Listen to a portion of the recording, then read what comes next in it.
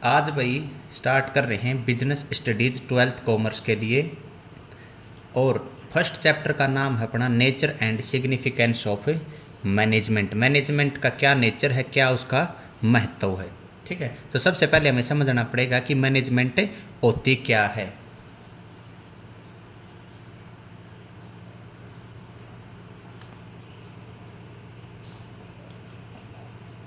Management का मतलब होता है आपको चीज़ों को मैनेज करना है। किस किस को?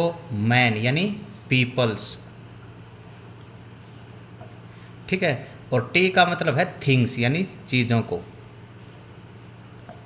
और ये मैनेजमेंट कौन करता है? मैनेजर। मैनेजर करता है मैनेजर। तो मैनेजमेंट का मतलब है एक ऐसी प्रोसेस जिससे आपको टारगेट अचीव करने हैं अपने ऑर्गेनाइजेशन के, पीपल को मैनेज करके और चीज़ों को मैनेज करके। और जब आप ऑर्गेनाइजेशन के ऑब्जेक्टिव को आप अचीव करोगे तो वो अचीव होने चाहिए इफ़िशिएंटली और इफ़ेक्टिवली। इफ़ेक्टिवली एंड इफ़िशियंसी के साथ। इसका क्या मतलब होता है? इसका मतलब होता है इफ़ेक्टिवली, मतलब टी की साउंड आ रही है। टी का मतलब होता है टाइम। मतलब आपके ऑर्गेनाइजेशन के जो ऑब्जेक्टिव हैं या आपको जो भी काम दिया गया है एज ए मैनेजर, वो आपको टाइम पे पूरा करना है। सेकंड है इफ़िशियंसी। इसमें साउंड आती है सी की। किसकी? सी की। सी का मतलब होता है कॉस्ट, और हिंदी में इसका मतलब होता है लागत। मतलब आपको जब मैनेज करोगे चीज़ों को तो उसमें लागत आपकी कम आनी चाहिए।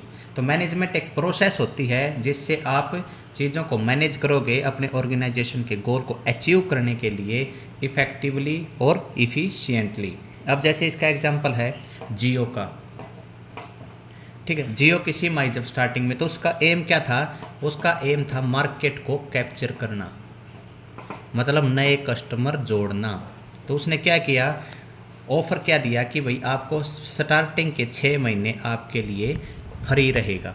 तो एक्चुअली क्या हुआ कि जितने भी दूसरे यूज़र्स थे, जैसे वोडाफोन के थे, आइडिया के थे या एयरटेल के थे, एयरसेल के थे, उन्होंने क्या किया? उनको छोड़ के जियो को ज्वाइन कर लिया।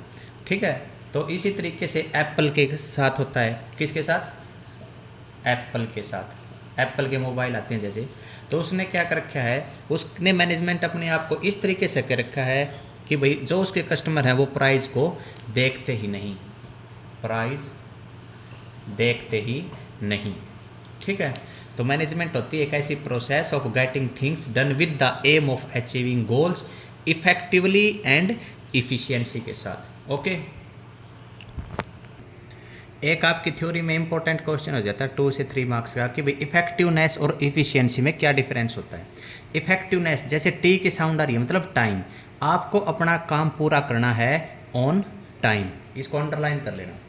ठीक है, इफ़िशियंसी में सी की साउंड आ रही है। सी से मतलब कॉस्ट। आपको अपना काम तो कंप्लीट करना है लेकिन आपकी जो कॉस्ट है वो कम से कम आए, और आपके पास, आपके ऑर्गेनाइजेशन के पास जितने भी रिसोर्सेज हैं उनमें कोई भी वेस्टेज ना हो। ठीक है, इसका ऑब्जेक्टिव क्या होता है इफेक्टिवनेस का? कि भाई अपना जो काम है वो कंप्लीट हो जाए, अपने रिजल्ट को हम अचीव कर लें। इफ़िशियंसी मतलब कॉस्ट कम। ठीक है, क्या? कॉस्ट कम और बेनिफिट लेना ज़्यादा। ठीक है, कि भाई अपने जो ऑर्गेनाइजेशन के जब हम ऑब्जेक्टिव को अचीव करें तो ज़्यादा से ज़्यादा बेनिफिट आए, और जो कॉस्ट है अपनी, जो लागत है अपनी, वो कम से कम आए। इस पे मेन फोकस रहता है टाइम का, और इस पे मेन फोकस रहता है कॉस्ट कम होने का। ठीक है, तो ये एक डिफरेंस था जो एग्जाम के पॉइंट ऑफ व्यू से इम्पोर्टेंट है। Characteristics of management. मैनेजमेंट की क्या विशेषताएं होती हैं? पहली विशेषता तो यह है कि मैनेजमेंट एक गोल ओरिएंटेड प्रोसेस है। ये क्या है? एक प्रोसेस है जिसका आपके पास एक गोल होगा। क्या होगा? आपके पास एक गोल होगा। जो आपने गोल निर्धारित कर लिए हैं उनको अचीव करना मैनेजमेंट के थ्रू। ठीक है, सेकंड है management is all pervasive. All pervasive का मतलब होता है सबको चाहिए। सबको चाहिए, चाहे आपका ऑर्गेनाइजेशन प्रॉफिट ओरिएंटेड हो, चाहे नॉन प्रॉफिट ओरिएंटेड हो, चाहे आपका क्लब हो, हॉस्पिटल हो, स्कूल हो, आपकी पर्सनल लाइफ हो। ठीक है, सबको चाहिए मैनेजमेंट। ये नहीं कि भाई सिर्फ और सिर्फ बिजनेस ऑर्गेनाइजेशन को चाहिए, नहीं, ऐसा नहीं है। मैनेजमेंट सबको चाहिए। ठीक है, आप अगर अपनी पर्सनल लाइफ में भी चीज़ों को अच्छे से मैनेज करोगे तो आपकी लाइफ भी अच्छी बन जाएगी। थर्ड है management is a continuous process. Continuous का मतलब होता है निरंतरता, लगातार। एक ऐसी प्रोसेस है जिसको लगातार अपनाना है। ये नहीं कि भाई आपने साल स्टार्ट किया और आपने 10 दिन किए फिर बाद में मैनेजमेंट को देखा ही नहीं, सारे साल चाहिए, हर वक्त चाहिए। कंटिन्यूअस प्रोसेस है। ऑल द मैनेजर, सभी मैनेजर्स को चाहिए, ऑल द टाइम, सब हर वक्त चाहिए, और ऑल लेवल, जितने भी लेवल होते हैं, टॉप लेवल हो गया, मिडिल लेवल हो गया, ऑपरेशनल लेवल हो गया, सब लेवल पे सभी मैनेजर्स को और हर वक्त चाहिए, ऑल द टाइम।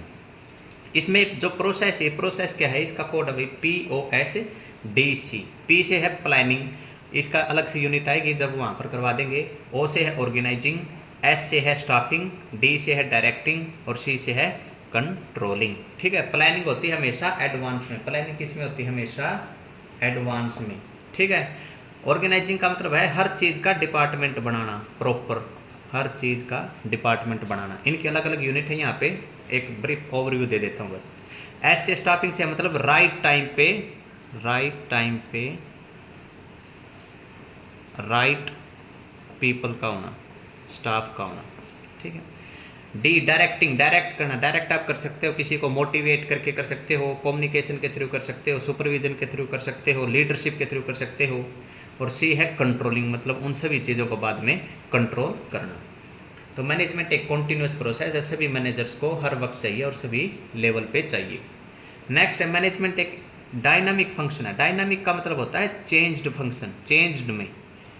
जैसे ही इन्वायरमेंट आपका बाहर का इन्वायरमेंट चेंज होगा, उसी तरीके से आपको मैनेजमेंट के अंदर चेंज लेके आना पड़ेगा। अब जैसे मान लीजिए कंपनी है Paradip public phosphate limited, PPL। इसको क्या हुआ, इसको सरकार की तरफ से, ये कंपनी जब काम करती थी तो प्रदूषण यानी पोल्यूशन ज़्यादा होता था, तो सरकार की तरफ से भाई इसको नोटिस मिला कि भाई आपको अपने ऑर्गेनाइजेशन को बंद करना है कुछ दिनों के लिए। तो फिर इन्होंने क्या किया, मैनेजमेंट अपने उसी हिसाब से कि जिस हिसाब से गवर्नमेंट से सर्कुलर आया। तो मैनेजमेंट को हमेशा काम करना पड़ता है डायनामिक इन्वायरमेंट में। क्या पता बाहर क्या हो जाए, सरकार क्या पॉलिसी ले आए। नेक्स्ट है management is an intangible force. Intangible आपने 11th में एसेट्स भी पढ़ी होंगी, वो एसेट्स जो दिखाई नहीं देती। इसी तरीके से मैनेजमेंट दिखाई तो नहीं देती, लेकिन इसको आप फील कर सकते हो या आप इसका अनुभव ले सकते हो, आप एक्सपीरियंस ले सकते हो। ठीक है। तो ये थी कैरेक्टरिस्टिक्स ऑफ मैनेजमेंट।